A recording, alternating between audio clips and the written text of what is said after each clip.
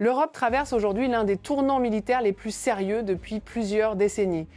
Alors que la guerre en Ukraine se poursuit, les pays de l'OTAN accélèrent leurs préparatifs face à la possibilité d'un conflit armé de grande ampleur. Partout sur le continent, les armées se renforcent, les lois évoluent et les exercices militaires se multiplient. Le message est clair, l'ère de la sécurité automatique est révolue. Parmi les événements les plus marquants de ces dernières semaines figurent les exercices de l'OTAN organisés en Roumanie et dans toute la zone sud-est du flanc oriental de l'Alliance. Les manœuvres baptisées Defender 2025 sont les plus importantes depuis le début de l'invasion russe à grande échelle en Ukraine. Leur objectif est simple et grave, vérifier la capacité de l'OTAN à déployer rapidement des troupes dans la région en cas d'escalade russe ou de menace contre un État voisin. Près de 2400 militaires français y ont participé, aux côtés d'unités polonaises, espagnoles, portugaises et macédoniennes. Ce dispositif multinational montre que l'Europe entend agir de manière collective.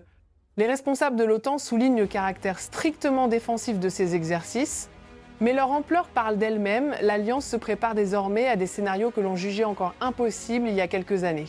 Les inquiétudes montent notamment dans les pays frontaliers de l'Ukraine. La Roumanie partage une longue frontière avec un pays ravagé depuis 3 ans par les combats. Les attaques répétées contre les infrastructures ukrainiennes, l'effondrement partiel du réseau énergétique et les pertes humaines massives poussent les voisins à renforcer leur sécurité. Face à ces risques, l'Allemagne, acteur central de l'OTAN, a annoncé une réforme majeure de sa politique de défense. La coalition au pouvoir est parvenue à un accord pour instaurer un nouveau modèle de service militaire, combinant volontariat et possibilité de rétablir un appel sous contrainte. Il s'agit du plus grand changement dans la défense allemande depuis plus de 10 ans. Berlin avait suspendu la conscription en 2011. Aujourd'hui, elle revient à une forme de mobilisation de masse, mais modernisée. Dans cette nouvelle formule, tous les jeunes de 18 ans recevront un questionnaire obligatoire permettant d'évaluer leur aptitude et leur motivation à servir. En cas de besoin, l'État pourra convoquer certains candidats à une commission médicale. Le principe de base demeure, le service reste volontaire, mais le gouvernement conserve la possibilité de réactiver la conscription si la situation sécuritaire en Europe se détériore brutalement. Selon le ministre de la Défense, Boris Pistorius, l'Allemagne a besoin de davantage de soldats.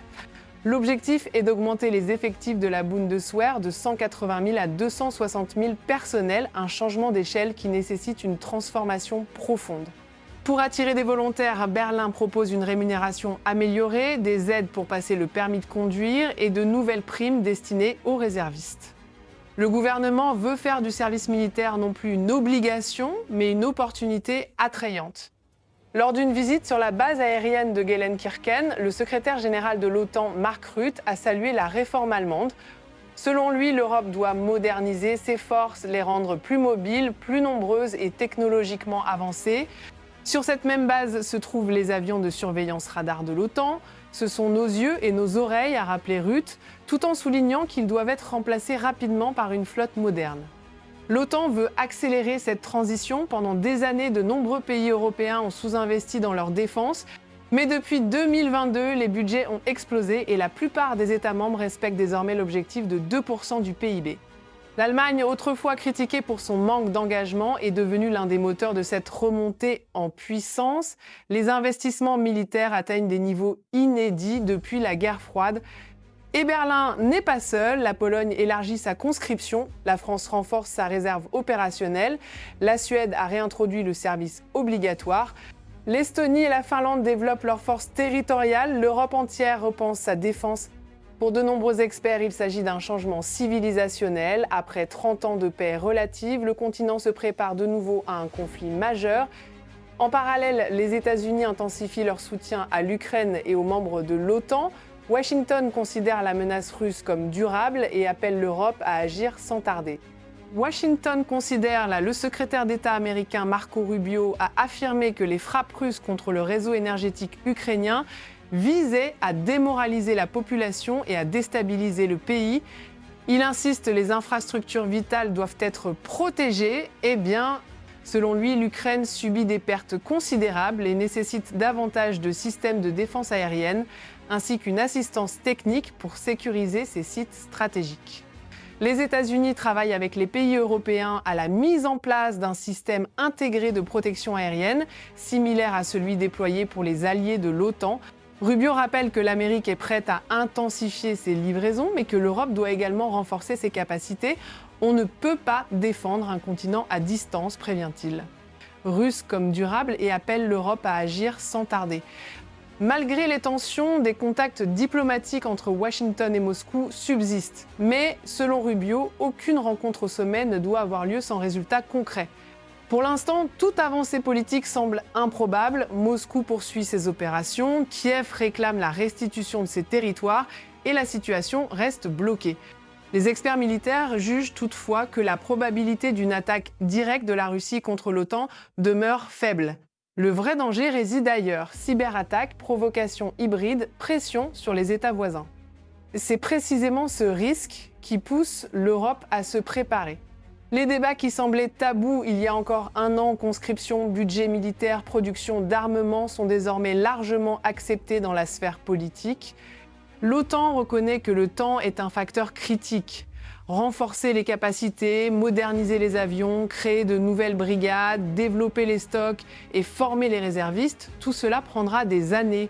Les exercices en Roumanie ne sont qu'un volet d'une montée en puissance beaucoup plus large. Partout en Europe, on teste les ports, les routes, les ponts, la logistique.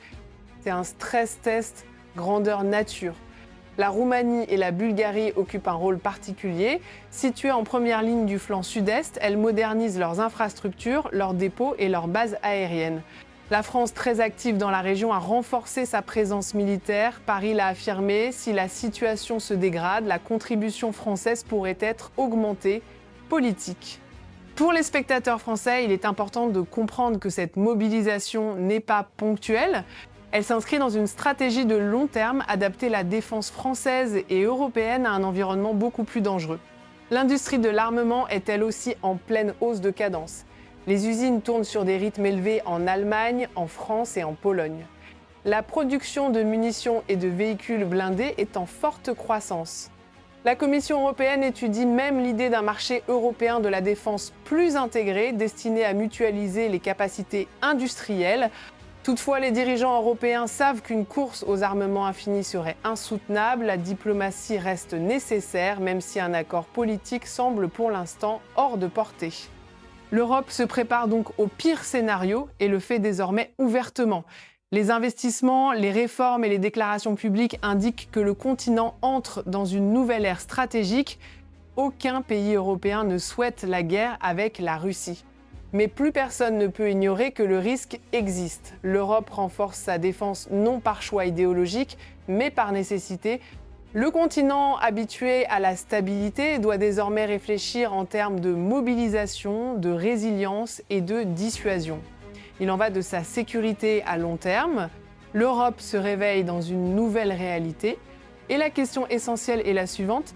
Parviendra-t-elle à se renforcer suffisamment vite pour empêcher un conflit que tous redoutent, mais que chacun s'efforce d'éviter ? Face à ces changements profonds, une question demeure. Comment l'Europe doit-elle réagir pour garantir sa sécurité dans les années à venir ? Vos avis comptent. Dites-nous ce que vous en pensez dans les commentaires, partagez votre point de vue et participez au débat.